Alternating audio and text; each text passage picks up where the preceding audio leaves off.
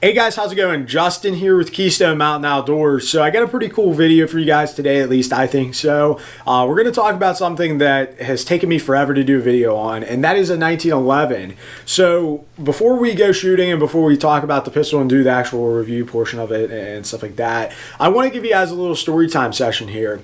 So I've long been a fan of the 1911 pistol. A good buddy of mine that I go shooting with on a very regular basis is what I would consider a 1911 fanboy or a 1911 Mark, whatever you want to call it. He owns anything from a Les Baer 1911 to a Wilson Combat to a SIG to old Colts to anything kind of in between there.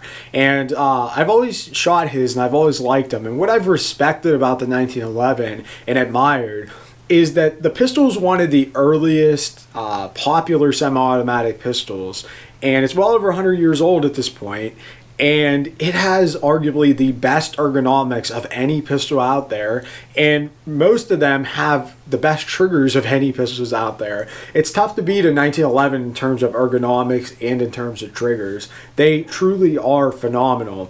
Now, where the 1911 kind of holds back and kind of why it took me so long to get one is the fact that they're limited on mag capacity. So you would think a big pistol like this in modern day, a big pistol like this would hold 15, 16 rounds or so. Well, it doesn't. It's a single stack 45, so it holds 8 rounds of 45. And that's a big reason why I never really bought one of my own. I had a buddy that had a bunch of them so I could shoot, and I never really had much of a use for one.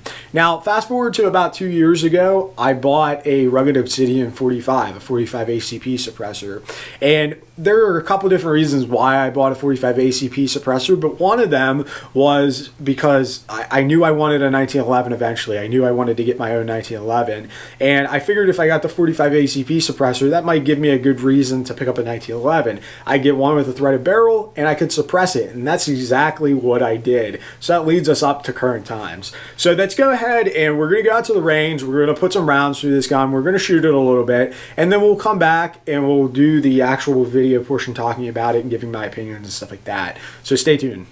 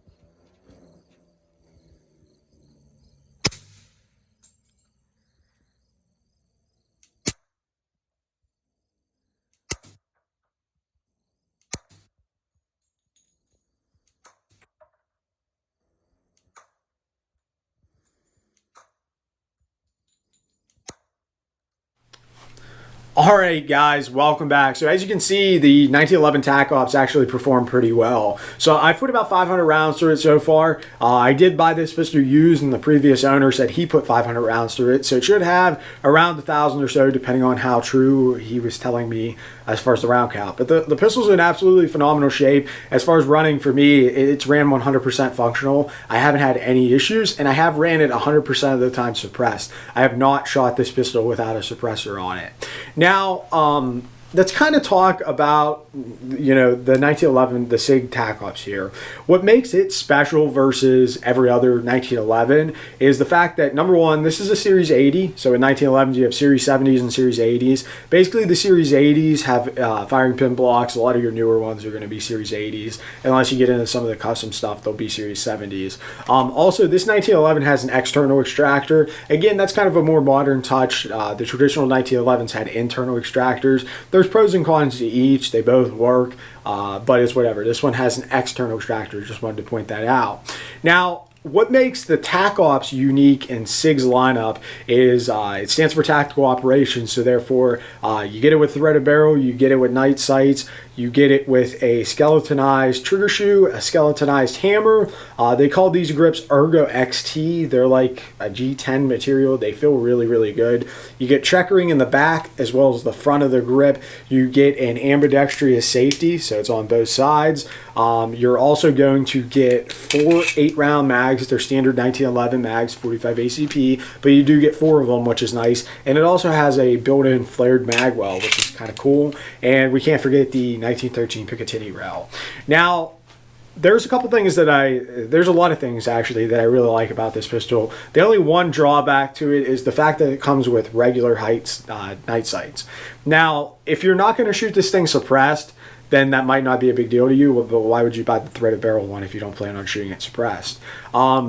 You know, whenever you shoot these things suppressed, most of your pistol cans are going to be like 1 3/8 in diameter, and these sights don't clear a suppressor at all. That's not a super big deal. You could kind of look through the suppressor. If you guys have ever shot a pistol with a suppressor on it, I'm sure you've done it before. You've kind of lined up your sights on your target and just kind of look through the suppressor and shoot. And you'd be surprised how accurate you can be doing that. I've showed that in previous videos with my 226, shooting at, you know, somewhat distance with it, you know, the sights being obscured by the suppressor.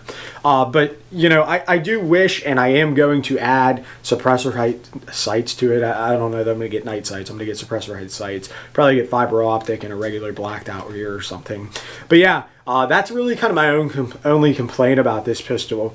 I think that the trigger on it's pretty good. It's not the smoothest. It's not the lightest 1911 trigger I've ever fired, but it's not bad. It's better than just about any other trigger out there for the most part, any stock trigger in any other pistol out there, I'd say. So yeah, it performs pretty well.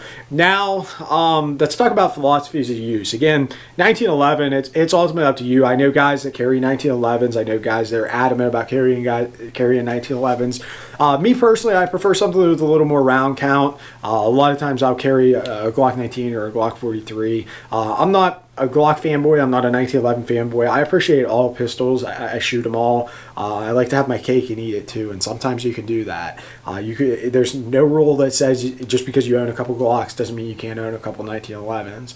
Own as many pistols as you want and shoot as many different pistols as you want. Experience different things, because there's different things about the 1911 that I like the ergonomics, like the trigger, that on the Glock I hate.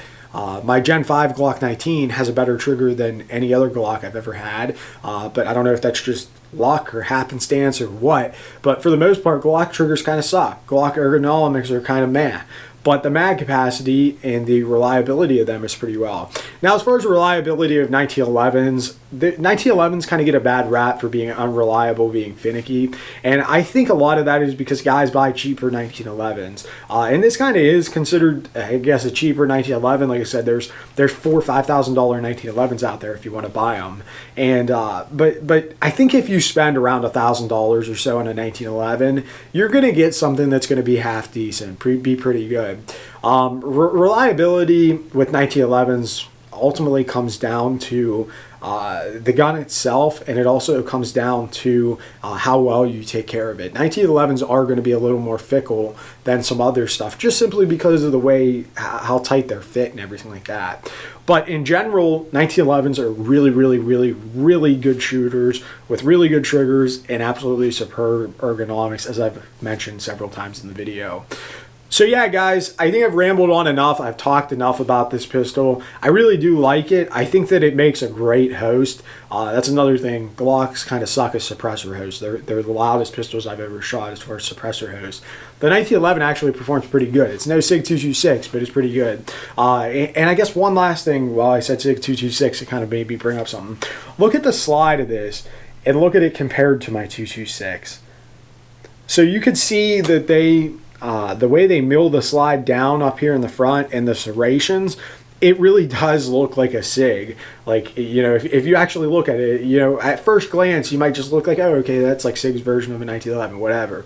But whenever you actually look at it and compare it side by side to like a 226, 220, 227, whatever, you can really see the SIG in this 1911. But yeah, guys, that's about all I got for you guys. If you guys have any questions, feel free to post those down in the comment section below. As always, remember to train hard, shoot fast, and most importantly, be safe. God bless.